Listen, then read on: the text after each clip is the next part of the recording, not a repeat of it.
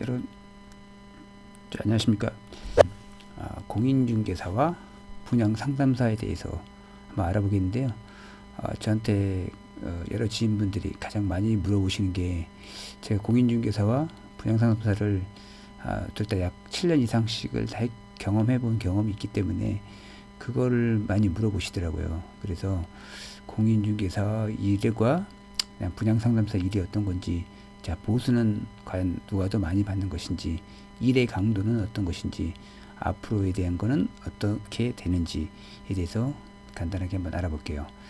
자, 우선 공인중개사와 분양상담사를 하시려면, 특히 공인중개사 같은 경우에는 개업공인중개사나 그 다음에 소속공인중개사는 자격증이 있어야 됩니다. 국가에서 시행하는 1년에 한 번 보는 자격증인데요. 공인중개사 자격증이 있어야 되고, 또 물론 이제 중개보조원 같은 경우에는 자격증 없이도 할 수가 있습니다. 하지만 대부분은 자격증을 가지고 시작하는 케이스가 더 많고요. 그 다음에 이제 분양상담사 같은 경우는 특별한 능력을 요하거나 그렇지는 않습니다. 진입장벽이 없는데요. 그래서 쉽게 할 수는 또 있습니다. 그리고 두 번째 알아볼 게 이제 일의 강도에 대해서 말씀드리겠는데요. 분양상담사는 사실 일의 강도가 그렇게 높지는 않습니다. 정해진 시간에 출근하고 정해진 시간에 손님이 없으면 퇴근할 수가 있고, 손님이 없으면 또 중간중간에 쉴 수도 있습니다. 그러나 공인중개사는 한번 본인이 개업을 하거나 하면 보통 일주일에 한 번 정도 보통 요즘에는 쉬긴 하는데요. 지역마다 좀, 지자체마다 좀 다른 케이스이긴 하는데 보통 한 일주일에 한 번 정도 쉬면 되고, 분양상담사 같은 경우에는 본인이 바쁠수록 못 쉬는 경우가 훨씬 더 많다고 보시면 됩니다. 그래서 일의 강도는 요거는 이제 쉬냐 쉬지 않냐의 그런 경우고요. 실제 일은 어떻게 진행이 되냐면, 공인중개사는 실제로 광고를 많이 해야 됩니다. 요즘 같은 경우에는요. 요즘 같은 경우는 인터넷을 통한 광고가 상당히 많은데요. 예전 같은 경우에는 목이 상당히 중요했습니다. 자, 오프라인 목이죠. 오프라인에서 자리가 차지하는 목이 80% 이상이었습니다. 20년 전까지만 해도요. 불과 한 10년 전까지만 해도 제가 볼 때는 그렇습니다. 근데 그 이후서부터는요, 굉장히 많이 달라졌습니다. 지금은 인터넷 목입니다. 인터넷을 잘 활용하고 광고를 잘하는 사람들이 실제 위치가 좋은 곳보다 훨씬 더 많은 수익을 창출하고 있습니다. 그만큼 비용이 많이 든다. 거꾸로 말하면 그거를 알 수가 있고요. 분양상담사의 경우도 요즘에는 인터넷 통한 광고를 해야지만이 손님이 오는 경우가 더 많기 때문에 이걸 무시할 수 없지만, 그래도 그 나름의 방법으로 또 광고를 할 수가 있고 지원을 또 해주기도 합니다. 그래서 분양상담사 같은 경우에는 비용이 그렇게 많이 들지 않지만 공인중개사는 비용이 훨씬 더 많이 들어간다. 그러면 여기에 따른 결과 보수를 말씀드리면, 공인중개사와 분양상담사, 저 같은 경우에는 분양상담사가 몇 곱절은 더 많았다고 보시면 될 것 같습니다. 공인중개사도 물론 아예 없었던 건 아니었는데요. 공인중개사가 일한 강도에 비하면 그렇게 많이 받지 않는다. 분양상담사 같은 경우에는 본인이 일한 만큼을 가져갈 수가 있는데, 요즘에는 예전 같은 경우에는 일을 아주 열심히 하면 그에 따른 보상이 따랐지만, 지금은 잘해야 되는 시기가 왔습니다. 공인중개사 같은 경우에는 물론 이것도 마찬가지입니다. 지금도 잘해야 되는 시기가 왔는데, 자, 이제 보수에 대해서 말씀드렸고, 보수는 사람마다 좀 다른 것 같아요. 어떤 분들은 공인중개사 분양상담사를 같이 경험한 분들이 제 주변에 몇 분들이 계신데, 공인중개사가 더 편하다고 말씀하시는 분도 있습니다. 하지만 또 단적으로 좀 말씀드리면, 공인중개사는 매도인, 매수인, 극단적인 양 당사자의 합의를 이뤄내는 게 공인중개사의 역할인데, 매도인은 더 많이 받으려고 할 것이고 매수인은 더 싸게 살려고 합니다. 그 가운데 공인중개사가 있는데 어느 한쪽에 치우치면 욕먹습니다. 그렇다고 계약을 성사시켜야 되는데, 그래서 눈치도 잘 봐야 됩니다. 또한 보수 수수료를 말씀드리면 국가에서 정한 보수, 지자체마다 정한 수수료가 있는데요. 이 정한 수수료가 특정 금액군을 넘어가면 매도나 전세나 같은 임차, 전대차, 임대차 같은 경우에는 어느 특정 구간을 넘어가면 서로 합의해요. 이게 참 아이러니한 게 어떤 분들은 그냥 봉투만 주고 쓱 갑니다. 그러면 거의 최저가를 넣어주고 가죠. 그러면 이제 싸움이 시작되는 겁니다. 우리는 공인중개사는 처음에 가장 높은 요율을 적습니다. 하지만 실제로 그 높은 비율을 다 받는 공인중개사는 그렇게 흔하지 않다. 예를 들어서 10억짜리 물건을 중개하면 0.9% 이내의 합의니까 최고 많이 받으면 900만 원까지 받을 수 있죠. 그런데 900만 원 받을 수 있을까요? 실제로 900만 원 받는 것은 그렇게 많지 않다. 그럼 매도인, 매수인 다 받지 않느냐? 그럼 1800이 되는 거죠. 그런데 보통 공인중개사들은 이걸 양타라고 하는데요. 양타를 받는 경우도 그렇게 많지 않습니다. 보통은 매수인 쪽만 또는 매도인 쪽만. 그리고 요즘처럼 높낮이가 공인중개사 특히 이제 분위기가 높낮이가 많은 때는요.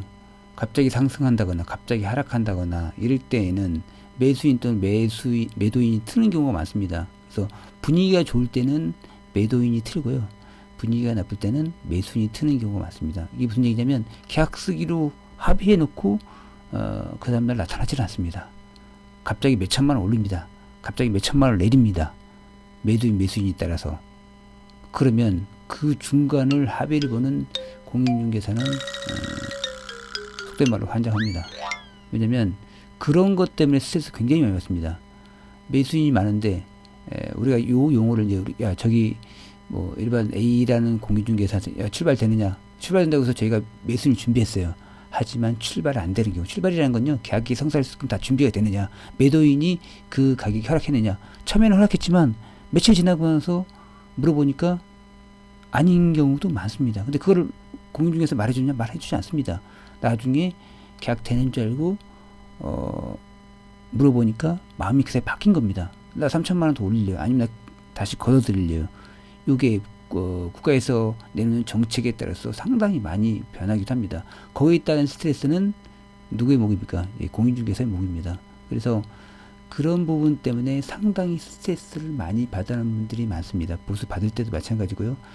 그런 일련의 사태들이 굉장히 많은데 이런 게 자신 있는 분들은 공인중개사로 가셔도 됩니다. 그런 것 때문에 실제로 많이 받는데 요거는 이제 단가가 센 경우에 한해서고요.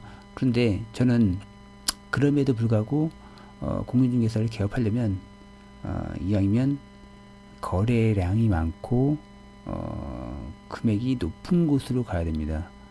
바람이 불면 거래가 상당히 많이 이루어지거든요. 그래서 이왕이시면 서울 같은 경우에는 저는 강남 쪽으로 가라고 전해드리고 싶고요.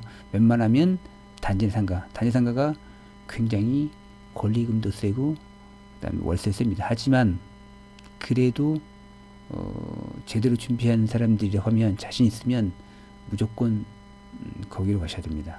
예. 자, 분양상담사 같은 경우에는 여기도 현장을 굉장히 잘 고르셔야 되는데요. 현장 잘 고르는 요령에 대해서는 제가 전번에 이렇게 녹화해 놓은 게 있습니다. 자, 그걸 참조하시면 되는데 그걸 읽어보시고 거기에 맞게끔 하셔도 충분히 어느 정도 이상은 벌어갈 수 있다고 저는 확신합니다. 자, 그런 게 준비가 됐으면 공인중개사를 하든 분양상담사를 하든 밥을 먹고 사는 데는 지장이 없습니다. 그래도 저 같은 경우에는 분양상담사가 그런 스트레스나 이런 비용 측면, 그 다음에 버는 측면도 마찬가지입니다. 똑같이 노력을 하면 분양상담사가 저는 더 많은 돈을 번다고 생각했습니다. 그리고 결과도 그랬고요. 물론 이건 개인마다 좀 다를 수 있습니다. 근데 저 같은 경우를 예를 들어 드린 거고요. 그 다음에 이제 분양상담사를 하다 보면 여러 가지 일들이 처하는데 이왕이시면 공인중개사를 따기를 제가 권해드립니다. 왜냐하면 자격증을 위한 공부가 아니고요. 공인중개사를 공부하다 보면 공인중개사법 안에, 주택법 안에, 건축법 안에, 주택임대차 보호법을 배우게 되는데 그 안에서 매도인, 매수인들이 어떤 생각을 하고 되는지도 알 수가 있습니다. 무슨 얘기냐면 보통 이런 부동산을 사는 사람들은 부동산을 하나만 갖고 있는 경우보다는 다수를 갖고 있는 경우가 많습니다. 자, 그런 분들을 상대하려고 하면, 그런 분들을 상대하고 그런 분들을 상담하려고 하면 내가 어느 정도 알아야 돼요. 법이 어떻게 돌아가는지, 이렇게 했을 경우 어떤 법을 적용을 하는지, 저렇게 했을 때는 어떤 법을 적용하는지, 자, 그런 거를 아우르는 법이 공인중개사 공부입니다. 그 안에 여러 가지를 응용할 수가 있는데요. 자, 응용을 하면 훨씬 더 분양 상담사도 발전할 수 있는 계기가 있습니다. 그래서 이왕이면 젊은 분들, 제가 말한 젊은 분들은요, 나이 70 안 넘으신 분들은 다 젊습니다. 자, 앞으로 30년, 40년 더 하셔야 되기 때문에 충분히 나이 드시고도 할 수가 있습니다. 제가 예전에 팀장할 때 저희 직원 하나가 72인가 71였어요. 그분이 현장에서 1등 하고 있어요. 나이는 중요치 않습니다. 자, 지금 이걸 시청하시고 있는 문희 씨라고 하면 젊는 겁니다. 젊기 때문에 이걸 보고 있는 겁니다. 본인이 좀 더 발전하시려고 보고 계시는 겁니다. 자, 공인중개사를 준비하시든, 자, 분양상담사를 하시든, 각자 위치에서 최선을 다하시면, 괜찮은 보수를 할 수가 있는데, 이것도 똑똑하게 하셔야 됩니다. 그래서 좀 더 궁금하신 내용이 있으면, 제가 알고 있는 내용은 제가 간단하게 지금 말씀을 드렸는데요. 제가 대본 없이 바로 하는 거기 때문에, 이 내용을 보고서, 하는 거기 때문에, 안에 들어있는 내용 많지만, 제가 중간에 생각나는 내용 위주로 지금 말씀드렸습니다. 궁금하신 게 있으면 아래 댓글로 남겨주시거나 하시면 제가 거기에 대해서 또 소상히 또는 아는 한도 내에서 대답해 드리도록 하겠습니다. 그럼 다음 편에 또 뵙도록 하겠습니다. 네, 감사합니다.